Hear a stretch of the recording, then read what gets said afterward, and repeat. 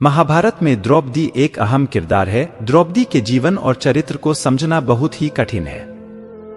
उन्हें तो सिर्फ कृष्ण ही समझ सकते थे। द्रौपदी श्री कृष्ण की मित्र थी, मित्र ही मित्र को समझ सकता है। आज हम आपको द्रौपदी की वे 5 गलतियां बताना चाहते हैं, जिसके कारण महाभारत की संपूर्ण कहानी बदल गई। यदि द्रौपदी ये गलतियां नहीं करती तो आज इतिहास कुछ और होता, और द्रौपदी को चीरहरण भी नहीं होता, और ना ही दुर्योधन द्रौपदी को भरी सभा में निर्वस्त्र करता।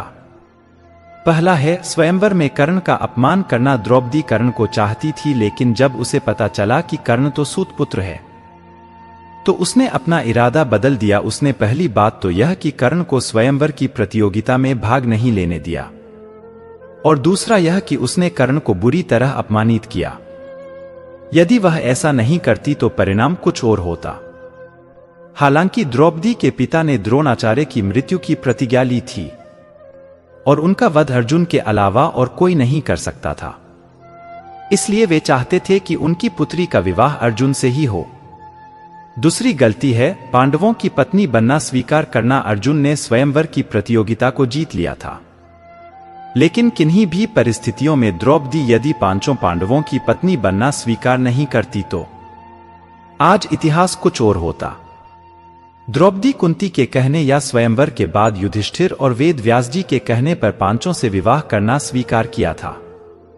तीसरी गलती है दुर्योधन का अपमान। द्रौपदी ने ही इंद्रप्रस्थ में युधिष्ठिर के राज्याभिषेक के समय दुर्योधन को कहा था, अंधे का पुत्र भी अंधा। बस यही बात दुर्योधन के दिल में तीर की तरह धंस गई थी। यही कारण था कि द्यूतकीड़ा में उनसे शकुनी के साथ मिलकर पांडवों को द्रौपदी को दांव पर लगाने के लिए राजी कर लिया था।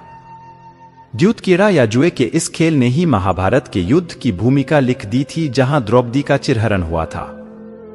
चौथा गलती है युद्ध के लिए प्रेरित करना। अपनी चिरहरण के बाद द्रौपदी ने पांडवों से कहा कि यदि तुम दुर्योधन और उनके भाइयों से मेरे अपमान का बदला नहीं लेते हो तो धिक्कार है तुम्हें। द्रौपदी ने पांडवों से कहा कि मेरे केश अब तब तक खुले रहेंगे जब तक कि दुर्योधन के खून से इन्हें धो नहीं लेती।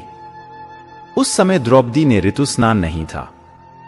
ऐसे में भीम ने कसम खाई कि मैं दुर्योधन की जांघ को गदा से तोड़ दूंगा और दुःशासन की छाती को चीरकर उसका रक्तपान करूंगा। चीरहरण के दौरान कर्ण ने द्रौपदी को बचाने की जगह कहा, जो स्त्री 5 पतियों के साथ रह सकती है उसका क्या सम्मान। यह बात द्रौपदी को ठेस पहुंचा गई और वह हर समय अर्जुन को कर्ण से युद्ध करने के लिए उकसाती रही।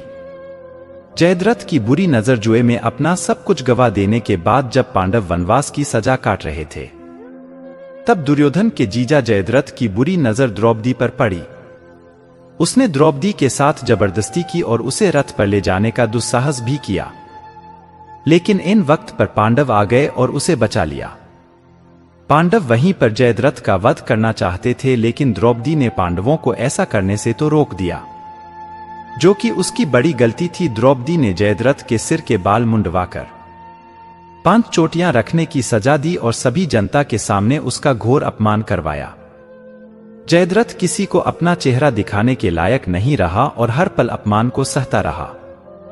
इस अपमान का बदला जयद्रथ ने चक्रव्यूह में फंसे अर्जुन के पुत्र अभिमन्यु को मौत के घाट उतार कर लिया।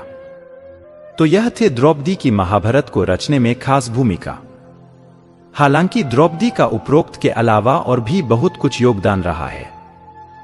इनमें से ऐसे कई कार्य हैं जिसके लिए उनकी प्रशंसा की जानी चाहिए। आप ऐसे भी समझ सकते हैं। महाभारत में हुए द्रौपदी के अपमान और चीरहरण को युद्ध की एक महत्वपूर्ण घटना माना जाता है। पांडवों ने अपनी पत्नी द्रौपदी को द्रुयद क्रीड़ा में कौरवों के साथ दांव पर लगा दिया था। धर्मराज युधिष्ठिर, जो पांडवों के सबसे बड़े भाई माने जाते हैं, वो इस खेल में द्रौपदी को कौरवों से हार गए थे।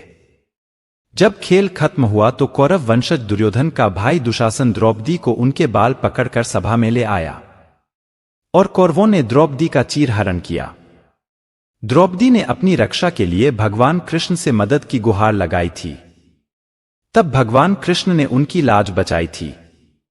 द्रौपदी महाकाली का रूप मानी जाती है और महाकाली पार्वती का ही एक रूप है। ऐसा माना जाता है कि पार्वती और भगवान विष्णु के अवतार कृष्ण भाई बहन थे और राखी का वादा उन्होंने चीरहरण के दिन निभाया था। पौराणिक मान्यताओं के अनुसार माना जाता है कि महाभारत के पूरे युद्ध और कौरव वंश का अंत पहले से ही निश्चित था। पांचाल के राजा ने अपनी पुत्री को बचपन से ही हस्तिनापुर के अंत के लिए तैयार करना शुरू कर दिया था। मान्यताओं के अनुसार गुरु द्रोण ने पांचाल के राजा का अपमान किया था और उसी अपमान का बदला लेने के लिए पांचाल अध्यापति ने पांचाली के मन में नफरत भरी। ऐसा माना जाता है कि द्रौपदी महाकाली का रूप थी। इसी के आधार पर माना जाता है कि अपने अपमान से पहले ही वो हस्तिनापुर का विनाश चाहती थी। पांचाली यानी द्रौपदी के चीरहरण के समय भीष्म पितामह, गुरु द्रोणाचार्य, कुल गुरु कृपाचार्य और विदुर जैसे विद्वान भी मौन रह गए थे, क्योंकि द्युत क्रीड़ा में पांडव कौरवों से बाजी हार गए थे। फिर द्रौपदी ने भगवान कृष्ण से मदद की गुहार लगाई थी। तब भगवान कृष्ण ने उनकी लाज बचाई थी। कौरवों में सिर्फ एक ही व्यक्ति था जो द्रौपदी के चीरहरण का विरोध कर रहा था। दुर्योधन और दुशासन चीरहरण में लगे हुए थे, जबकि उनका छोटा भाई विकर्ण विरोध कर रहा था। वह अपने भाइयों के चीरहरण के सख्त खिलाफ था। उसने अपने भाइयों को ऐसा नहीं करने की चेतावनी दी थी। उसने चेताया था कि ऐसा करना उनके पतन का कारण बन जाएगा और ऐसा हुआ भी है।